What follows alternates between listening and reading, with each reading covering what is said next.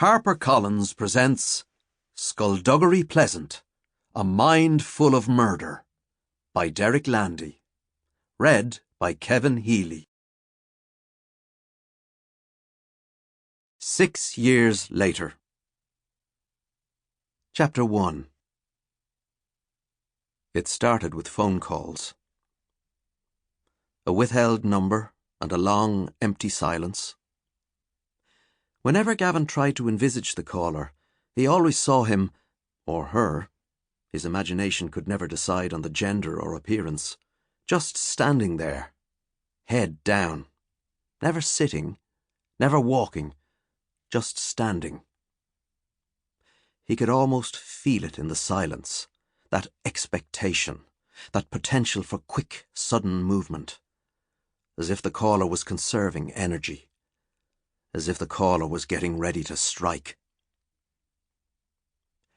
He didn't know why he'd been targeted, or who was doing it. Undoubtedly, some kid somewhere, bored of video games or whatever, having dialed this number at random, had decided that, yep, this is the person I'm going to torment. Kid, singular, not kids. This was not a fun prank played with friends. There was never any giggling or hushed voices on the line. Just the long, lonely silence. So Gavin did what anyone would do. He stopped answering the phone to withheld numbers.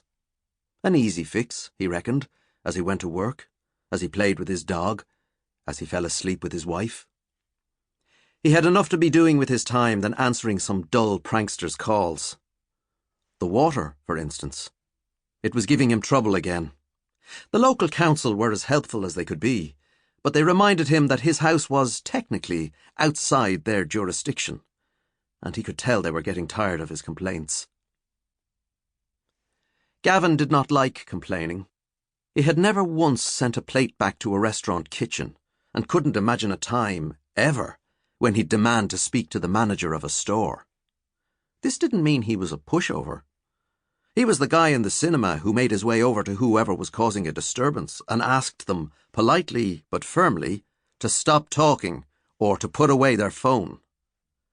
When it came to enjoying movies, Gavin was quite prepared to kick up a fuss.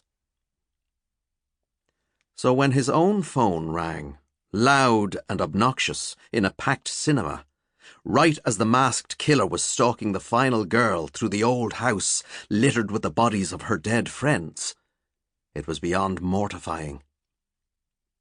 He always put his phone on airplane mode the moment he settled into his seat. It was his ritual. He put the drink in the cup holder, then the straw in the drink, then he tapped on airplane mode, and lastly, he cleaned his glasses, whether they needed it or not. As every last person in the theatre turned to glare at him, he yanked the phone out of his shirt pocket and stabbed at the screen. But the thing just wouldn't shut up. He tried turning it off, but messed up and somehow made it louder. He hurried down the steps, tucking the phone under his armpit, then burst through the doors into the quiet, carpeted corridor. His grip was so tight he wouldn't have been surprised if the phone cracked in his hand. He didn't recognize the number on the screen, just like he didn't recognize the ringtone. He didn't even use a ringtone. He hated the bloody things and always had his phone on vibrate. He swiped to answer and clamped the device to his ear. "Yes," he said, hating whoever was calling. When they didn't respond, his anger grew. "Yes? Hello?" Still no response. They could undoubtedly hear the anger in his voice. But none of this was their fault. He was the one who'd screwed up. He took a deep breath and let it out and said, as calmly as he could, "Hello?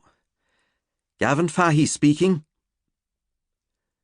The caller didn't reply, but didn't hang up either. "Can I help you?" Gavin asked. Nothing. It was the prankster again. It had to be.